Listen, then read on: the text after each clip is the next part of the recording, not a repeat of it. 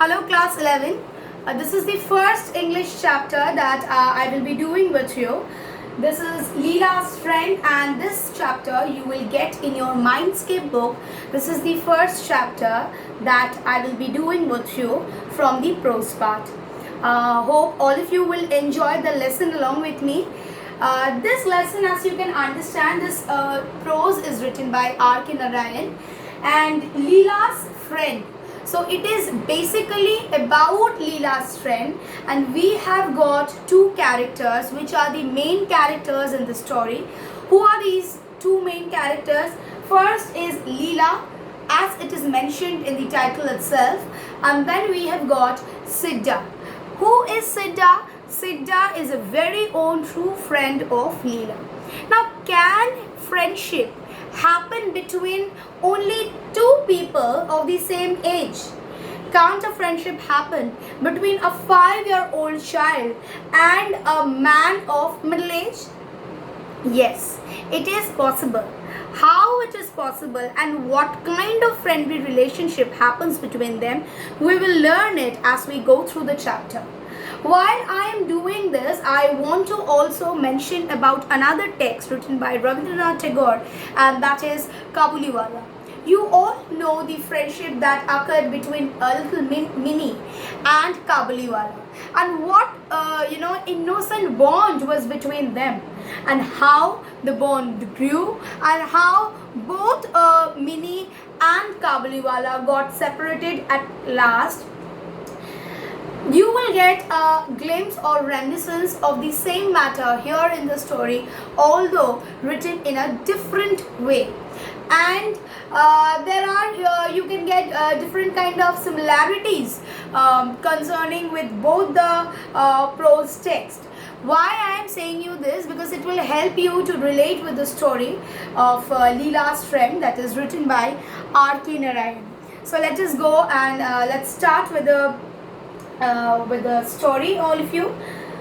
Sidda was hanging about the gate at a moment when Mr. Shiva Shankar was standing in the front veranda of his house, brooding over the servant problem. So Sidda, he was moving about the gate when Mr. Shiva Shankar coincidentally was standing in front of the veranda, and he was thinking about a servant problem that was in his house. The word brooding, it means to keep thinking about something in a worried or in an upset way, right? Sir, do you want a servant? Sidda asked. So Sidda asked, sir, do you need a servant?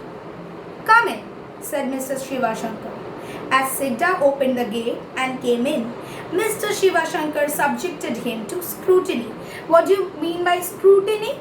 Properly checking. So what had happened when Sidda said that, sir, do you need a servant? Mr. Shiva Shankar said, yes, come in. Sidda opened the gate and he came in, and when he came in, Mr. Shiva Shankar gave a thorough looked at him very properly, and then he thought, doesn't seem to be a bad sort at any rate. The fellow looks tidy. So he looks tidy, neat and clean. Where were you before? He asked. So where were you before means where did you work beforehand?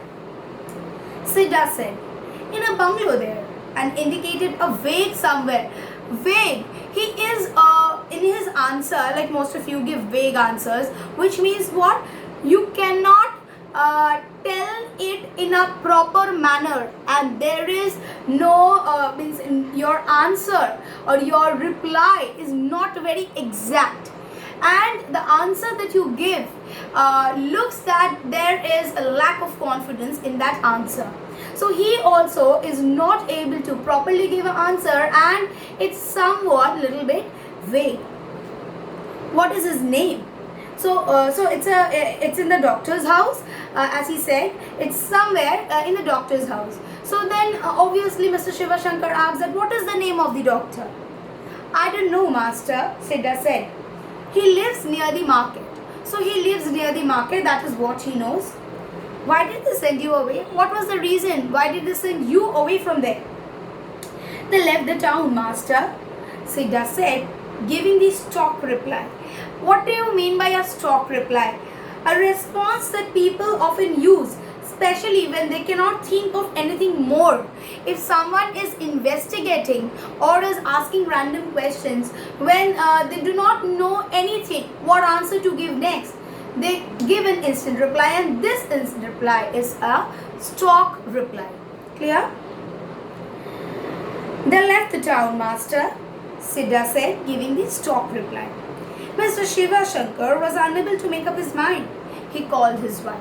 So he called his wife because he was not able to make up his mind. She looked at Siddha and said, "He doesn't seem to be worse than the others we have had. He doesn't seem to look someone worse than what we have had." Leela, their 5-year-old daughter, came out, looked at Siddha and gave a cry of joy. "Oh, father," she said, "I like him. Don't send him away. Let us keep him in our house." And that decided it. So what happened, Leela? So as you can see, Mr. Shiva Shankar, he was not able to take a proper decision regarding Siddha. So he called his wife to know her opinion regarding the person, and she said that he looks all right. It doesn't seem anything different from the others that we have had. But a different reaction came from their 5-year-old daughter, Leela, who came out and said, "Father, I like him. Please do not send him away." And that decided it. And as she decided it, and she loved him so much, so it was all decided that Siddha is going to stay at their house. Siddha was given 2 meals a day and 4 rupees a month, in return for which he washed clothes, tended gardens, ran errands, chopped woods, and looked after Leela. So Siddha was given 2 meals a day. These are the things that Siddha was given: 4 rupees a month, which was quite amount during that time. And so in return of which he washed clothes, tended the gardens, ran errands, went to places, to purchase or to do something in place of anyone else, chopped woods, and looked after Leela. "Siddha, come and play," Leela would cry. And Siddha had to drop any work he might be doing and run to her as she stood in front of the garden with a red ball in her hand. And Leela would be so very happy with Siddha's companion. And she would call Siddha, "Siddha, please come and play with us." And then Siddha had to drop every work that he would be doing and had to go with her in the garden, where she would be with a red ball in her hand. His company made her supremely happy. She flung the ball at him and he flung it back. And then she said, "Now throw the ball into the sky." And they would play with that red ball. And they would just throw it up in the sky, and then they would catch it up. That would be their game. Siddha clutched the ball, closed his eyes for a second, threw the ball up. When the ball came down again, he said, "Now this has touched the moon and come. You see here a little bit of moon streaking?" Leela keenly examined the ball for traces of moon and said, "I don't see it." "You must be very quick about it," said Siddha, "because it will all evaporate and go to the moon. And now hurry up."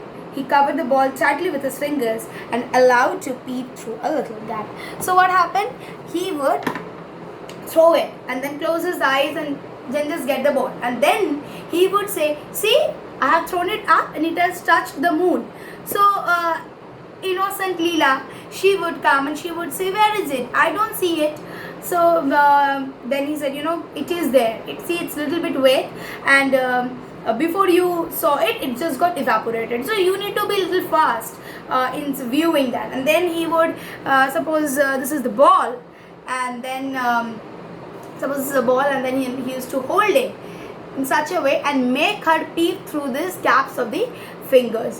So this is how we could see the imaginative mind of Siddha here in the text, and the innocence of Leela, that she would believe in everything that Siddha would try to convey her. So here we see Siddha meets Mr. Shiva Shankar.